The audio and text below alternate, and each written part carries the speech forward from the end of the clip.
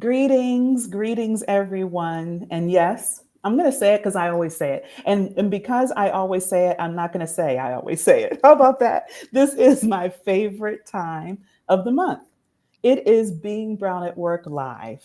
And I'm just going to let you know right now, having a little bit of technical difficulties, but that is not going to stop us from sharing these gems, these jewels from my fabulous friend, guest. You've met her probably before on my podcast, but it's been a little while, and I had to have her back.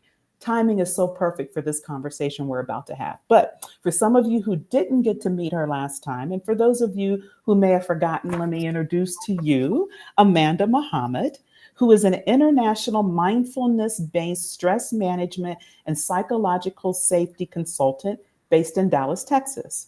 She is currently pursuing her PhD in business psychology. She holds a master's in organizational leadership and a bachelor's degree in management and leadership. Amanda is a certified mindfulness trainer, compassion fatigue trainer, and a yoga instructor. Amanda is the founder of Mako Mindfulness, a boutique professional development company supporting schools and organizations globally. Through innovative training programs and resources, Mako Mindfulness equips employees with the tools and strategies needed to better manage stress and foster psychological safety in the workplace. As an experienced and highly sought after, and I mean highly sought after, facilitator, Amanda designs and delivers engaging workshops. Take it from me, I know, engaging ones. She's done them for me multiple times, and my team still ask about her and when can she come back. So, delivers engaging workshops that empower individuals to take care of themselves and each other. Amanda's expertise lies in teaching practical, evidence based skills and developing frameworks that change the way people process and respond to stressful situations. Welcome back, Amanda, to Bring Down at Work Live. Thank you so much for having me. I'm always excited to have a conversation with you. Oh, it's such a pleasure. And when we entered into the latter part of 2024 and now into 2025, and when I reached back out to you, I Mhm. just knew, I said, I have to have Amanda back. It's a time that this conversation is sorely needed. Don't Wouldn't you say, Amanda? It's that time, right? Oh, yeah. Yeah, it's always time, but especially now. I think I'm having this conversation more Yeah. than I ever have. Yeah. Yeah. And why do you think that is? I mean, is there a nuance around this particular time we're in, the latter part of 2024 going into this year? Why do you think this type of topic is more top of mind now than it's ever been? Well, I think, pick up a phone, turn on the TV, open an app. There's not a notification that you're going to get that isn't talking about something that is outside of your control. And I think that, we, as beautiful as it is that we have so much access and that, things are so accessible, we're also bombarded with a lot of information. And if we don't have things in place to help monitor and kind of pace that information out to us, then we're getting it all at the same time from different angles. And I think, especially now, with what we're hearing, what we're seeing, the frequency of what we're seeing, the intensity of what we're seeing, I think it's all just Yeah. continuing to stack, stack, stack, stack. And the thing is, we're built to, experience stress, and we have built-in systems to respond to that stress. But when we were, created, if you think back in like caveman days, these are things that happened every once in a while, right? But now we're experiencing Right. these things from the moment that we wake up to the moment that we go to sleep. We're constantly experiencing, and even while we're asleep, we're constantly experiencing Yeah. and witnessing things that are causing us to experience that stress. And that stress response in turn, think about every time you see the news and your heart drops or your stomach turns or you feel this tensing in your body, your Yes. body is responding to stress over and over and over again. And that is, that Yeah. is a source of what makes us sick. That's why we're overloaded. That's why we're overstimulated. So it's an incredibly important time for us to remember to tap into different tools and resources that can just help us take care of ourselves, because we're not going to be able to make all of this go away, but we can put some things in place to help us along the way. Yeah, exactly. And, as I often say, who you are personally is who you are Yeah. professionally. And I believe, Amanda, you would agree in this situation, what you just described, there's no way to separate that from the workplace, right? So, when we are bombarded and stacked upon, and then we go into the workplace, Hmm. that has a different type of stress on top of the other, then it's like we're at a point where, oh my gosh, okay, I've just had enough. Exactly. I really just can't take anymore, right? So you're Yeah. absolutely correct. That's why I thought this conversation was so important, because we do need to find ways to cope Yeah. and ways to minimize. I would, and you're the expert in this, Amanda. I wouldn't say we can totally eliminate it, right? I think we have to be real about that. But Hmm. there's ways to minimize it, right? Go ahead. Yeah.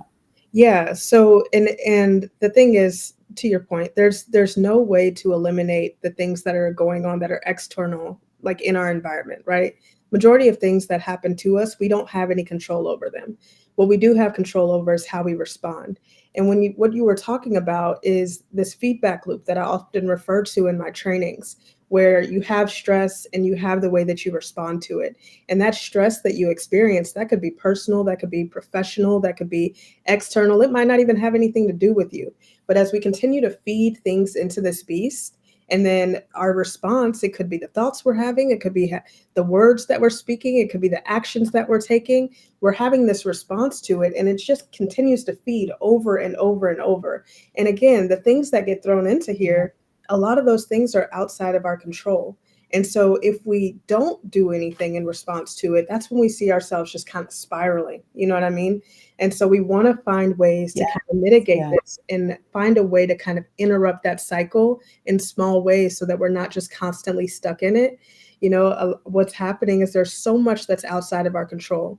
And what we can talk about today are some small things that can help us to have a little bit of control and interrupt this cycle and kind of catch our breath along the way of everything that we're experiencing. Yeah. Yes. Yes. I mean, that's how you just put it is beautiful. Catch our breath, Yeah. because we do need to figure out ways to breathe, Yes. just to breathe. You seriously, and I know in some workshops you've done with me and my teams over the years, and the breathing you would have us do, some of the, especially the guys in the room, they would be like, "Oh my gosh, here we go," right? Right. Until they actually started. Remember, you can remember that, yeah, I do. right? Until they, And then start until they praising actually started doing, yeah. it. Right. And then at the end of the day or 2 days you had with us, they wanted more, right? At first they were like, oh, whatever. Then they wanted more because Yeah. they understood the benefits. So why don't we jump right into that, Sure. Amanda? Because what I'd love is in our second session that we're going to have this month, I'd like to kind of circle back to actionable steps, but even do it like for the employers, creating that psychological safety space for these people coming in to work and they've been so heavy loaded. But right now, to your point, what are some of the things that we can do to just help us be able to breathe? Yeah. Well, I think the first thing is to even just recognize where you are, right? Because if you can get a pulse check on where you are, then you can also see the gap and where you need to go. So, one thing that I've been Mm. doing with my best friend lately is we've been doing like a mental health check in on a scale of 1 to 10. And sometimes you might be under a one, you know what I mean? But like, so are you at a Right. five? Are you at a six? And we actually say, okay, like, what can we do to close that gap? When I woke up in the morning, yesterday I was at a five, and then I got on my walk pad. And by the end of my workout, after, because I pray from my walk pad, I like pray out loud while I'm walking, and I listen to something motivational. And by the end, I was at a 6.5. And so it's taking those check-ins with yourself and just, first of all, just understanding where you are. Like we said at the Mhm. beginning, when you get stuck in that cycle, oftentimes things are happening so much that you're not even really taking time to register where you are and identify, hey, I actually might need something. So taking that check in is Yes. going to be key. And that's something really simple that you can do is, again, like a scale of 1 to 10. Now, one thing that I teach in some of my trainings is also like looking at yourself like a stoplight. So you might say, if I'm at a red, these are strategies that typically work for me in that space. If I'm at a yellow, Yes. here are some things. And you can kind of take that pulse check and already have written down or set aside some things so that you don't have something else to think about now. What am I going to do now? Like, what works for you, and you kind of have a plan that's in place. Mhm. I love that, Amanda, and taking that awareness moment, right? Mhm. And if you don't mind me sharing, I think it's important that once we realize we're a 4 or a 5, to Mhm. know that it's okay Oh, yeah. to be a 4 or 5, Hmm. right? Because last year I went through a bit of depression for, I would say, probably half the year. Well, I would say probably spring into summer, of which I did not realize I was depressed Hmm. because I knew I felt sad and I Hmm. felt heavy and I felt weighted, but I just thought, oh, I'm tired.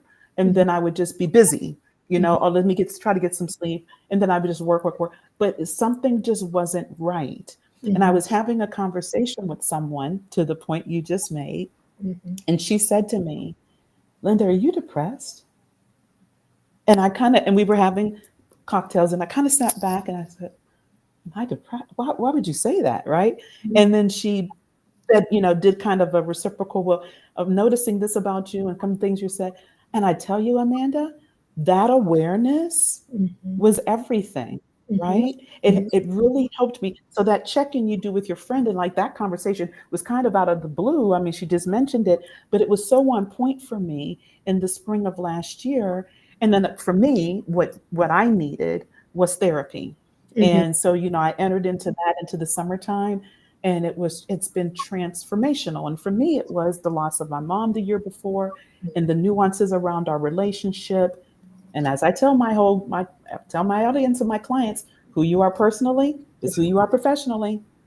And I was carrying that stuff into the workplace. I was not myself, right?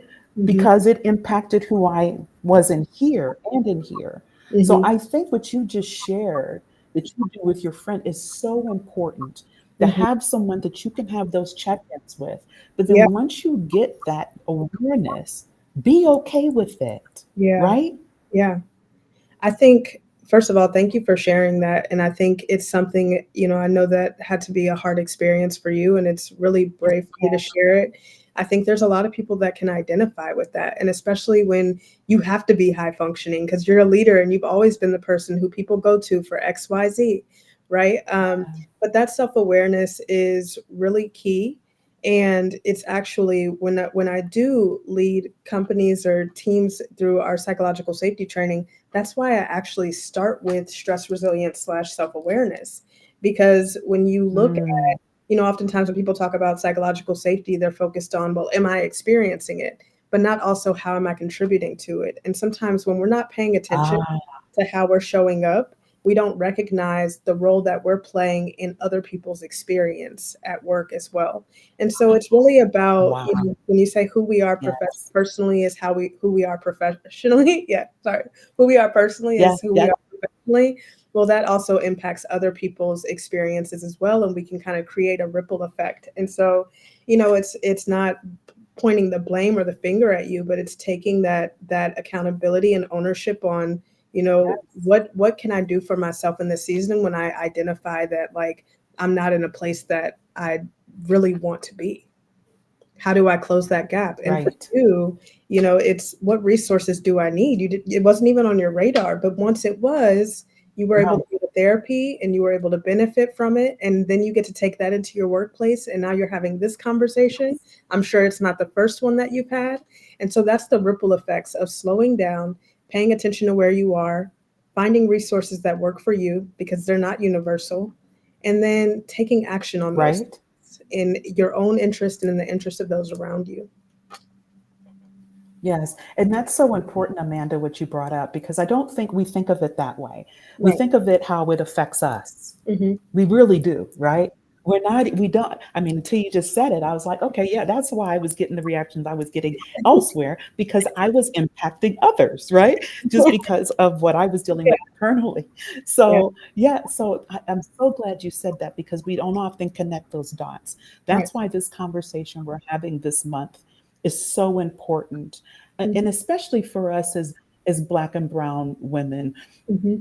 And if you could expand, just for the audience a little bit more, Amanda, why is it just from your training, expertise, and everything that you know, just a little bit heightened, a little bit more challenging, a little bit more difficult for us as That's Black and Brown women? well, that's a very layered answer. And it's I gonna know. differ for everyone, right? I mean, I look at my intersections alone. I'm a Black woman. I come from an interfaith household. I'm an entrepreneur. I've, all of the different things that I have historically, right? But I think also when we look at some of the most tragic things that we see going on as Black and Brown women, they look like us. We see ourselves in Yes. their pain. And especially if you are an empathetic person and you're watching this to your wits end, and then you turn around and you have conversations about it with other Black women, and it can get amplified. And it's a beautiful thing to have community. And sometimes when you're Yes. constantly surrounded by that and having those conversations, it can be more loaded. Really. You see someone that looks like you identify with the things that you experience, you see going on, you see the trajectory that we're headed on, and you look at all of the subsequent impacts that they could have or that they are actively having, and it's heavy. It's really heavy. Yeah. um, and with Yeah. that, that's why it's so important that sometimes we put it down and take that pause Yes. from it, and look for ways to also find some hope and some joy, because if we only look at that, then that's Right. what's going to amplify. If you take it from a law of attraction standpoint, to say what you focus on expands.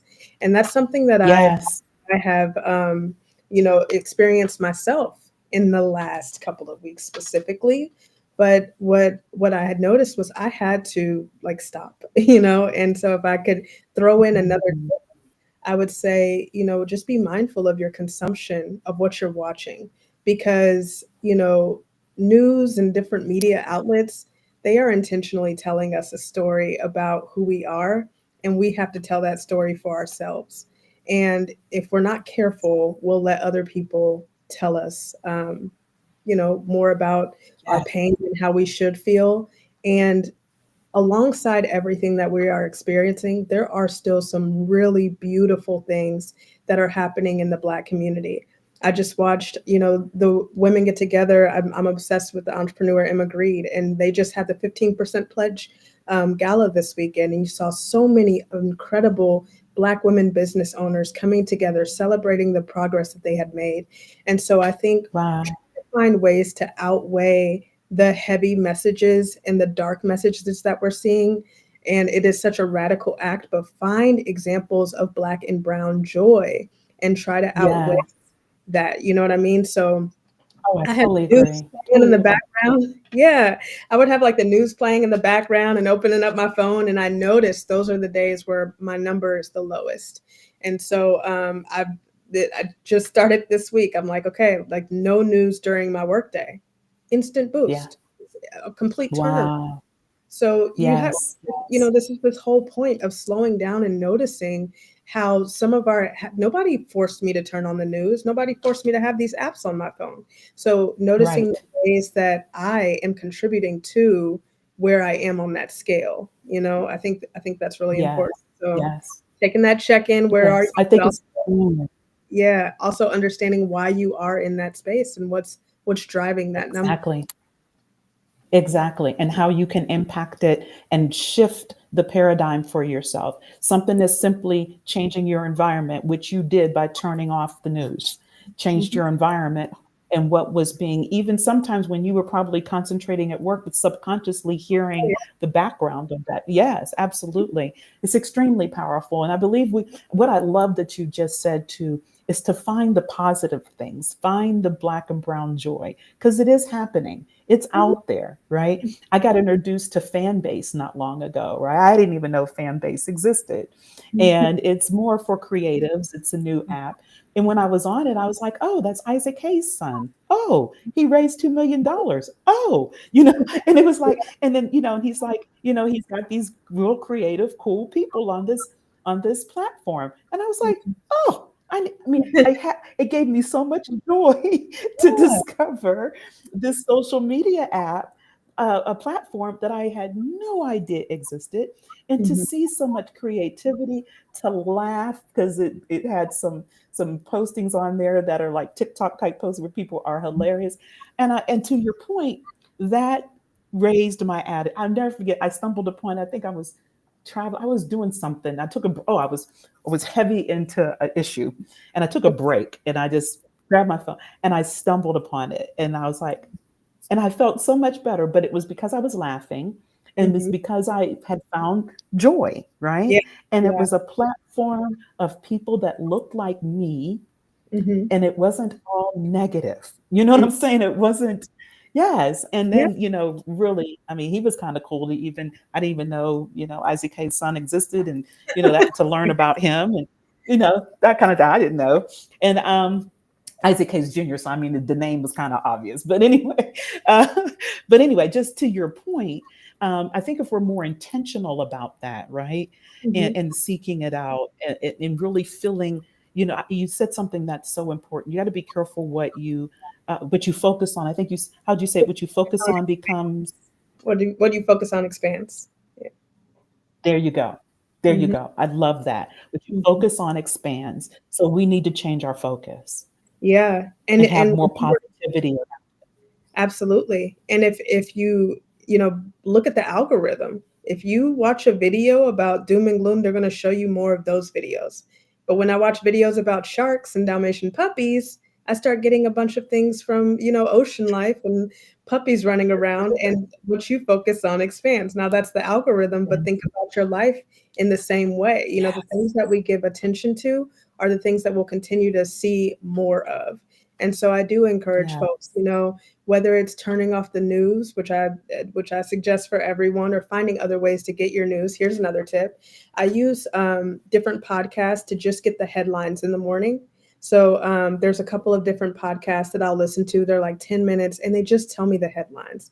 Then I can choose Hmm. what I want to dig deeper into versus just sitting in, because Yeah. the news are just going to talk about it on loop all day. And then you open up your phone and it's like 5 posts from different outlets, and it's all Yes. saying the same thing, and each time it's hitting you, and it's like it's happening for the first All the time. right. And so, just being smart about the ways that you go about getting information, but also be really strategic about the way that you go about finding your joy.